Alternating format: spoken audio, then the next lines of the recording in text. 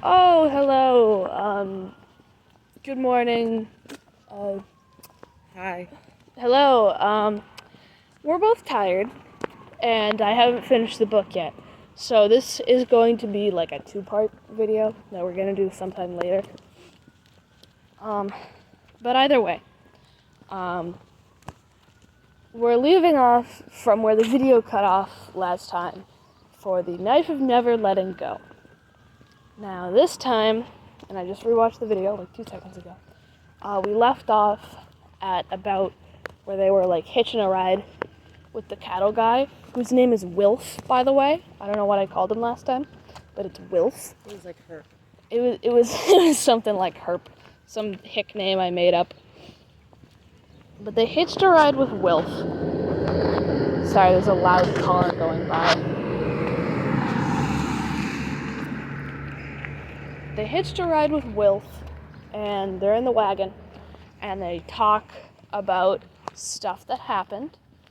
Like how Viola's like, everything you know is a lie, Yeah. and there's still women, and also we can't tell anyone where you are from or where I am from because they will kill us, because the last time we told anyone that we were from Prentice Town, they tried to kill us. So he's like, okay, that's fair. And I don't think I talked about this last time, or maybe it was after the video cut out, but Todd actually killed a spackle, Yeah. which is one of those that was aliens. after the video cut out, Okay. but you were like, So they come across like this little camp, and they find a spackle, which is an alien, because they were already on the planet when the people colonized it, or attempted to colonize it. They're not doing a very good job. But he killed one because he thought that they killed his mom and every woman and like gave everyone noise and did all this stuff. So he's rightfully upset. But then afterwards, Viola is like, dude, you're an idiot. You already know that everything you've been told is a lie. They clearly didn't kill your mom. Why did you do that? So now he's pretty upset about that. And also he's killed something. And he hasn't been able to do that before. And it's really bad. After the video cut out last time, did I talk about what happened with Mayor Prentice Jr., sheriff? where he stabby stabbed? Yeah. Yes. Okay. So then they're like going up this road to somewhere, and they have a tussle with Mayor Prentice Jr. He stabs him with his own knife. Whole thing. They tie him up. It's fine. I think that was earlier, actually. Maybe, I don't know.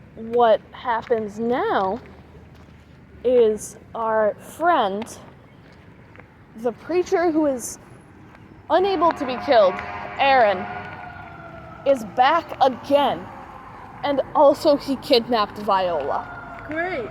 He drugged her and took her off for some reason and left Todd for dead. I think he stabbed him again. Great. But, it's a fire truck going by. Hold for a moment. Maybe more than a moment. It's making its way. It's coming. It's slow, but it's going.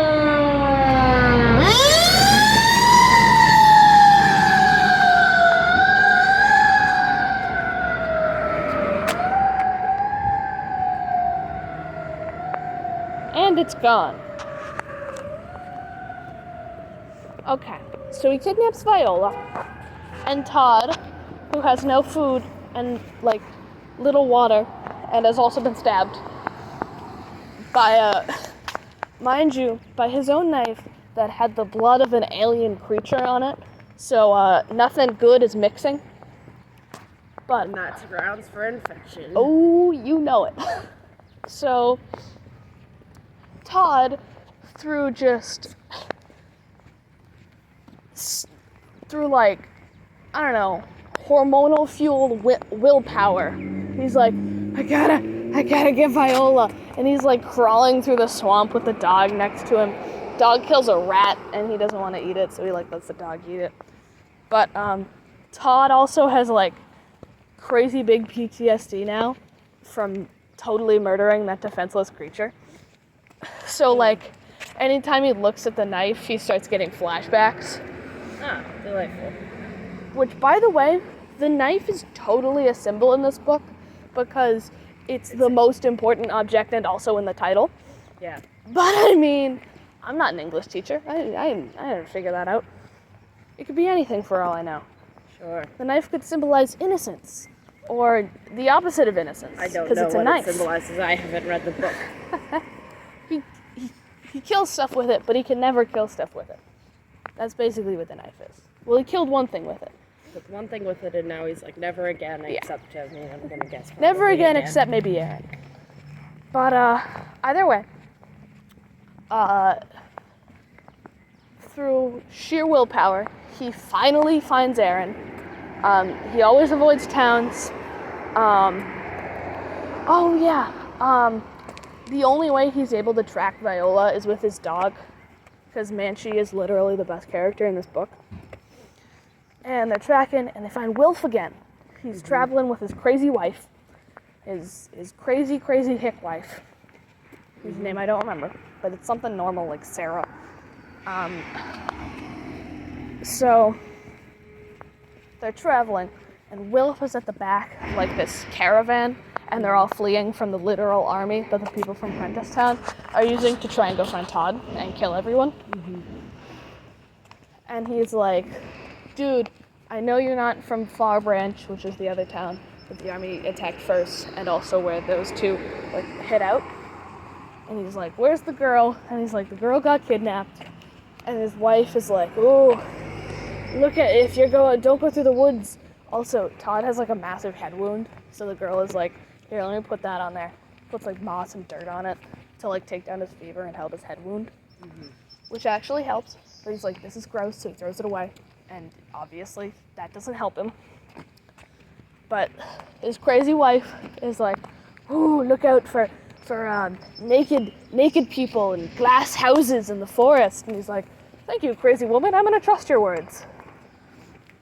So he goes out to find Viola, and he eventually finds her, drugged and with Aaron. And him and Manchi hatch this plan to save her, which they execute. Basically, he has Manchi, best dog in the world, go with a burning stick and set a fire to make it look like he's camping near where Aaron is. And he sneaks around to Aaron's camp in a boat, and it works. Aaron starts screaming about young Todd and blah blah blah and vengeance and something about being a man, blah blah blah. I don't know. Sounds like toxic masculinity. Oh, it's insane. But he like, you just gave me an epiphany. What? Is this book like the literal embodiment of toxic masculinity? Yeah. I kind of gathered that. Oh my god. Yeah, because there's like no woman and all the men think they're like... Because they killed all the women. Yeah.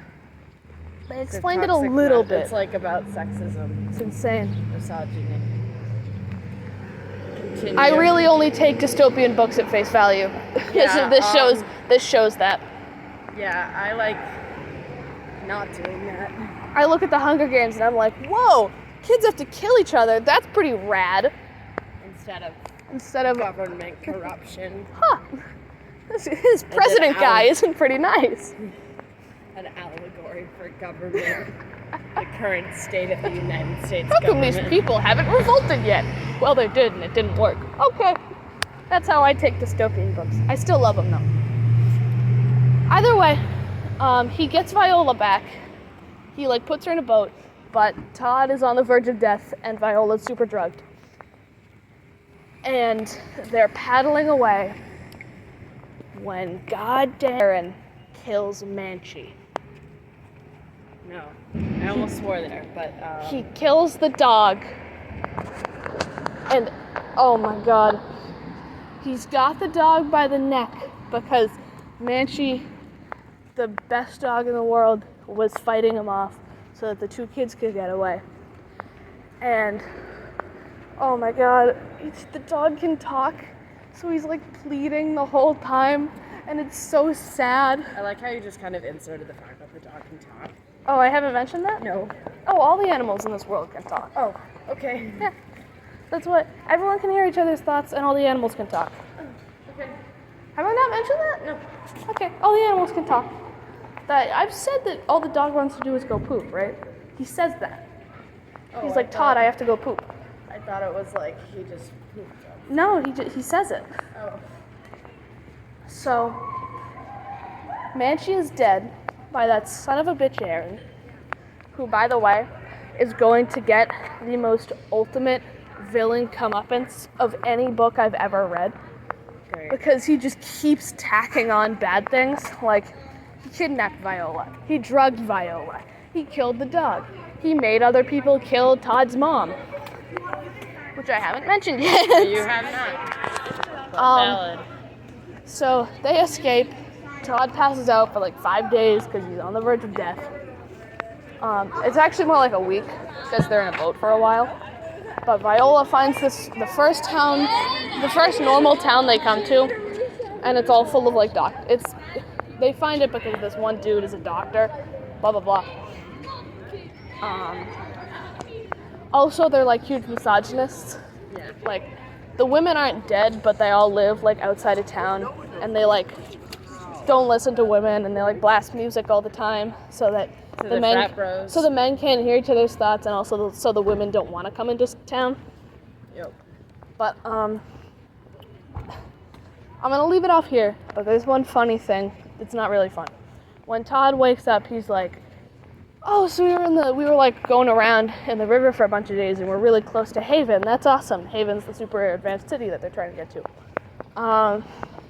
Did you see naked people in glass houses and stuff?" And Viola's like, "No, it was just like poverty, like horrible, horrible, horrible poverty." And he's like, "Huh. Well, I guess you know that it's not as easy as you guys think to live on this planet." And Viola's like, "Yeah, this is awful. Why did you think this is normal?" And that's where we'll leave off for today. Part 2 coming soon.